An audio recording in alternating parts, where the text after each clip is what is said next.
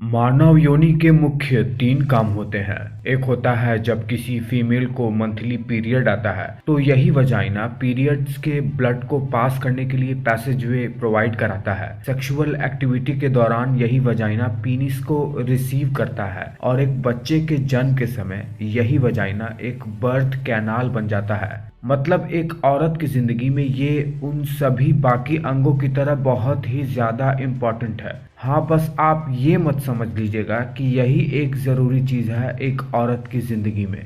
ये कुछ ज़रूरी चीज़ों में से एक है। देखिए, जब हम एक स्त्री जननांग के बाहर को देखते हैं तो हम पाते हैं कि योनि के बाहर एक फोल्ड है जो कि योनि को बाहर से ढक कर रखता है। इसे लेबिया मेजोरा कहते हैं।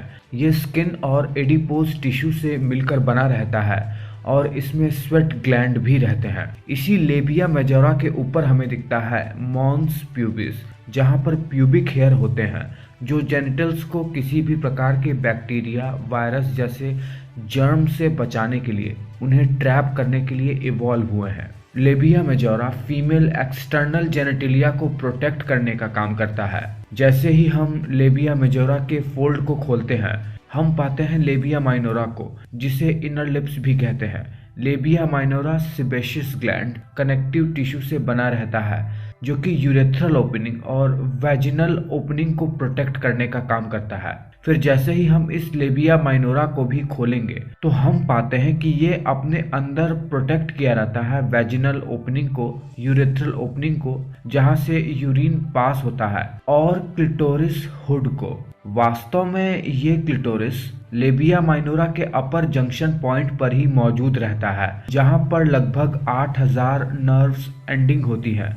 इसीलिए ये बहुत ही ज़्यादा सेंसिटिव होता है और इसका सेक्सुअल प्लेजर में बहुत ज़्यादा रोल होता है। जब हम इस एक्सटर्नल पार्ट को निकालकर क्लिटोरिस को अंदर से देखते हैं तो हम पाते हैं कि क्लिटोरिस कुछ इस प्रकार का होता है और इसके और वजाइना के बीच में एक टिश्यू होता है जिसे वेस्टिब्यूल ऑफ वजाइना कहते हैं, और ये वजाइना और यूरेथ्रल ओपनिंग को सपोर्ट करता है। देखिए, फीमेल जेनिटल्स का जो भाग अभी हम जान रहे थे वो है फीमेल एक्सटर्नल जेनेटिलिया, जिसे वल्वा भी कहते हैं। फिर जैसे ही हम इस वैजिनल ओपनिंग के अंदर की ओर जाते हैं तो हम देखते हैं कि वजाइना एक ट्यूब की भांति कैनाल की तरह होती है, जिसकी लेंथ लगभग 7 से 10 सेंटीमीटर तक हो सकता है। इसका जो एंटीरियर वॉल है वो लगभग 7.5 सेंटीमीटर लंबा होता है और पोस्टीरियर वॉल 9 सेंटीमीटर तक लंबा होता है। जब एक महिला सीधी खड़ी रहती है तो उसके वजाइना की पोजीशन उसके पेरिनियम से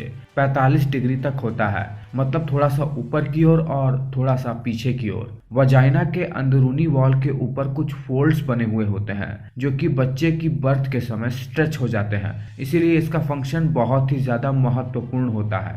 देखिए, वजाइना से जैसे ही हम अंदर की ओर जाते हैं तो जहाँ पर वजाइना एंड होता है वहां पर शुरू हो जाता है एक स्त्री का गर्भाशय, जिसे इंग्लिश में यूटेरस या वोम्ब भी कहते हैं। गर्भाशय का वो भाग जो वजाइना से लगा रहता है उसे सर्विक्स कहते हैं और यही से स्पर्म एंट्री करता है यूटेरस के अंदर। देखिए, जहां पर वजाइना और यूटेरस आपस में मिलते हैं वहां पर वजाइना यूटेरस के पास कुछ फॉर्निक्स बनाती है, पॉकेट लाइक स्ट्रक्चर, जो कि स्पर्म को यूटेरस तक ले जाने में मदद करता है। देखिए, वजाइना के ठीक ओपनिंग के पास महिलाओं में एक ग्लैंड होता है जिसे बार्थोलिन्स ग्लैंड कहते हैं।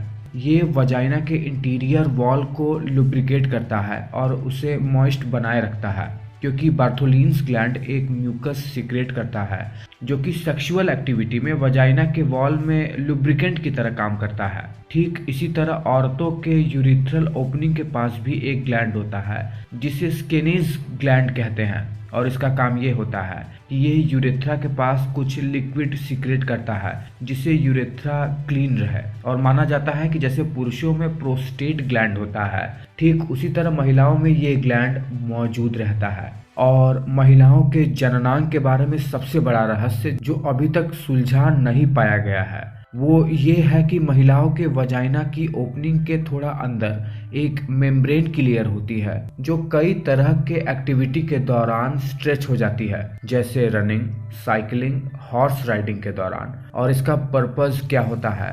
वैज्ञानिक अभी तक इसका खोज नहीं कर पाए हैं, पर माना जाता है कि वजाइना के अंदर किसी भी प्रकार का डस्ट या गंदगी न जाए, इसीलिए प्रकृति ने ऐसा महिलाओं के अंदर डेवलप किया है। हालांकि कुछ लोग इसे औरतों की वर्जिनिटी से भी जोड़ते हैं, पर यह बिल्कुल भी तार्किक बात नहीं है।